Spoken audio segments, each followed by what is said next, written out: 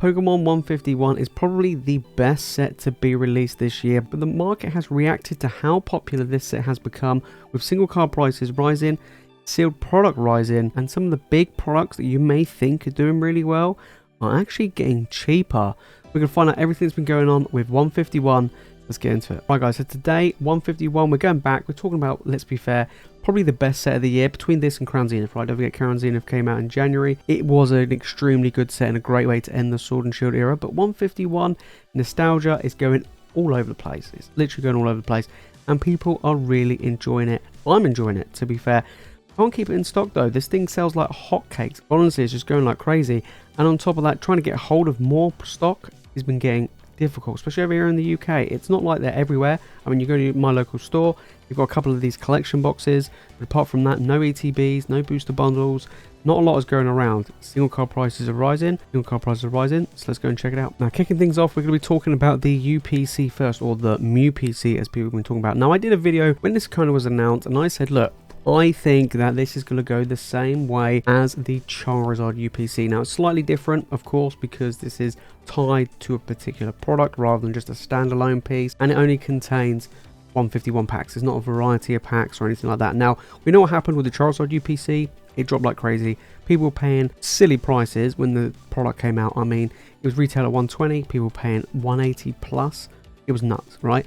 And then it got printed into absolute oblivion and it went to below $100.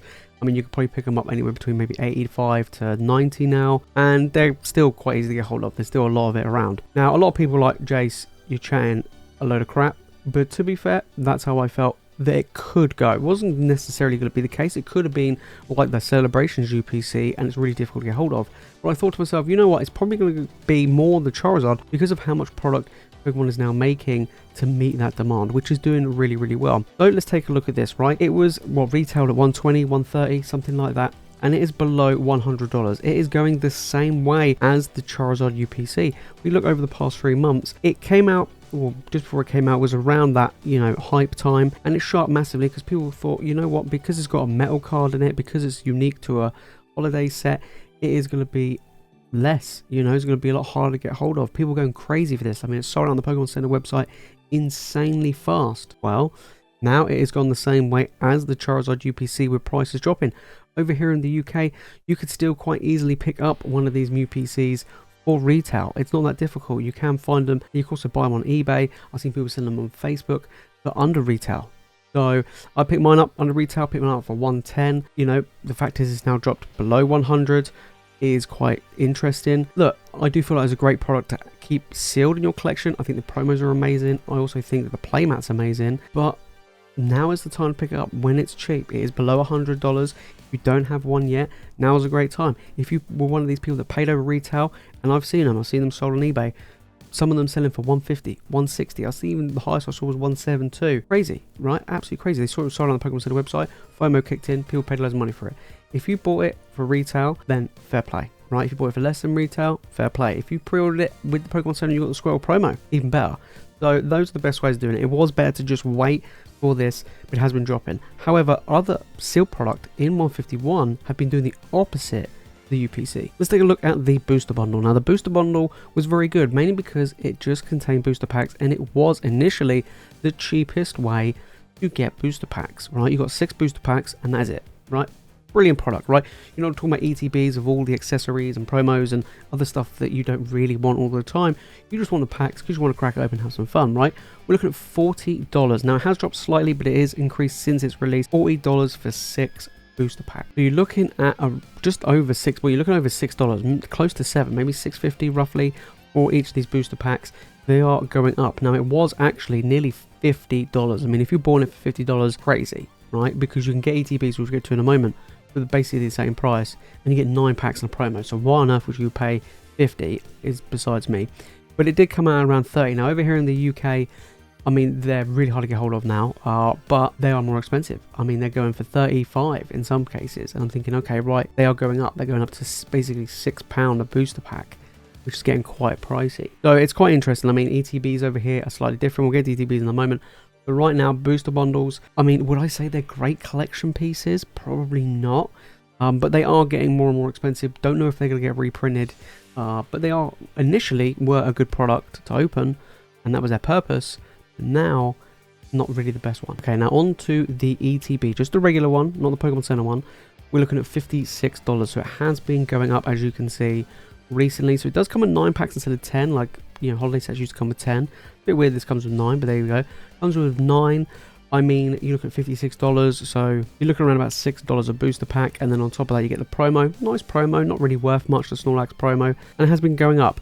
Over here in the UK, they're holding strong at around £50 or so. You can get it slightly cheaper than 50, maybe a little bit more than 50, but on average, I'll say about 50. Not too bad, you know, it's cheaper than £6 a booster pack compared to the booster bundles, but it's still on the pricey side, more pricey than Crown Zenith. And, you know, this kind of feels like a little bit of what Shining Fates was like when that first came about. But at the moment, these is probably the best way of getting a product, getting booster packs is still going to be the regular ETB. And then you've got the Pokemon Center ETB exclusive. Now this sold out incredibly fast on the Pokemon Center website, and it hasn't come back. I mean, it is really hard to get hold of at the moment, especially for retail. I think you can kind of forget about getting it retail unless it somehow comes back on the Pokemon Center website. Look at 107, so this is actually more expensive than the UPC itself, right? Now this is not a product to open at all. I wouldn't even touch it to open. It's similar to what happened with the Celebrations one.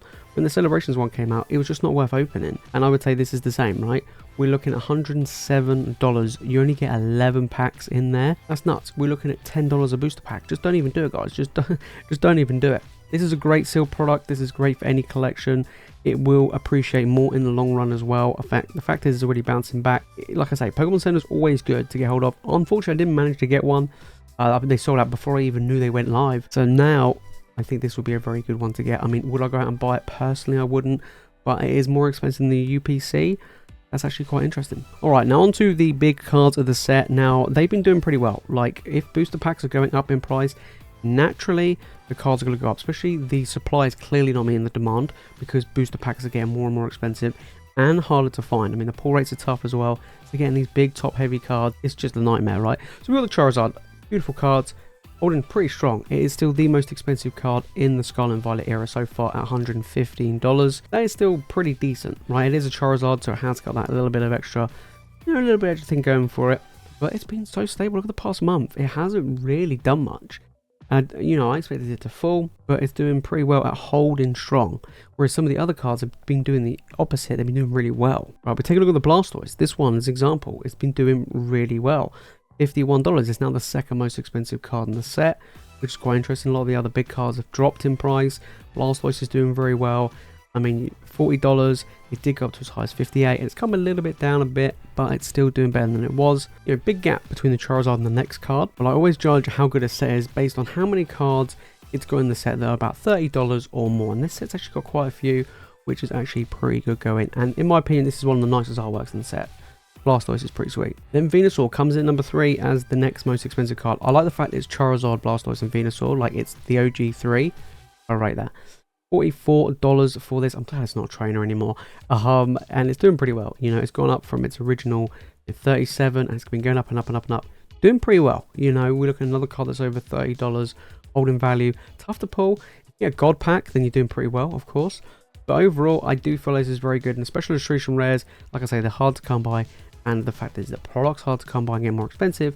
These cards are actually kind of going up with it. Then we've got the Zapdos, which is my favorite card in the set, $43. This one has actually dropped compared to some of the others, as it did come out at around $47. So it's only dropped about $4. I mean, that's not bad at all, let's be fair. But this is holding strong. Again, across the board, they're pretty much doing well.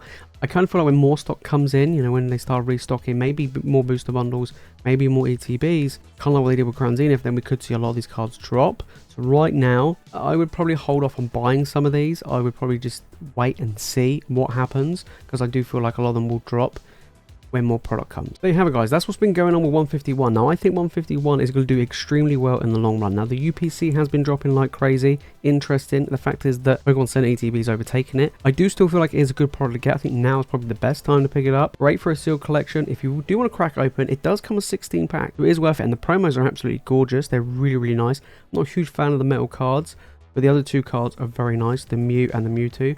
Absolutely stunning. Overall, I think we've got to keep an eye on 151 as more product hits the shelves. Now, we saw it with Crown Zenith, but a lot of the cards in Crown Zenith held good value, and they still have. So it'd be interesting to see if some of these cards from 151, like the Charizard and the Special Illustration Rares, are they going to hold value? Are they going to hold on before we get into some real crazy declines? We'll have to wait and see. I think now is not the best time to pick up single cards. Now might be the best time to sell some of them, but definitely look at picking them up. I mean, trying to get a complete set would be quite tricky, especially with the increased prices of booster packs, just because the supply is not meeting the demand. We had mini tins that are released. We've got a bunch of different collection boxes here and there, which aren't the best way to open it. Booster bundles were the best way, but now they're not. I would probably say ETBs or even the mini tins are probably the best way to crack packs of 151. If you made it this far into the video, guys, and you've enjoyed it, make sure to smash that like button and make sure you subscribe for more Pokemon content. And let me know down in the comments what are your thoughts about 151. Did you pick up a Mew PC at retail, over retail, or under retail? I want to know what your thoughts are.